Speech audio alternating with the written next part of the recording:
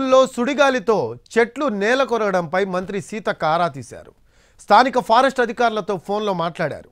వందల ఎకరాల్లో నష్టం జరిగిందని పేర్కొన్నారు. వృక్షాలు కూలడంపై విచారణకు ఆదేశించాము అన్నారు సీతక్క. డ్రోన్ కెమెరాల సహాయంతో జరిగిన నష్టాన్ని అంచనా వేయాలని ఆదేశాలు జారీ చేశారు ఆమె.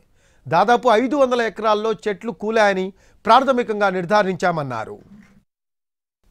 నాట్ ఓన్లీ ఒక మేడారం రోడ్డు లేదా ఈ హైవే మీద కానీ మొత్తం జంగల్లో మొత్తం ఈ సుడిగాలితోటి ఎట్లా నష్టం జరిగిందనేది బయటకు వస్తూ ఉంది. కాబట్టి సెంట్రల్ గవర్నమెంట్ ఇది ఒక ప్రత్యేక దృష్టి పెట్టి ఈ మళ్ళీ రీప్లేస్ చేసుకోవడానికి, అది నేషనల్ మన wild life area, wild life sanctuary అది. సో దాన్ని రకరకాల మంచి వనమూలికలకు కూడా ఎఫెక్ట్ అయింది. 100 ఏళ్ల నాటి చెట్లు కూడా మనం కోల్పోవడం జరిగింది.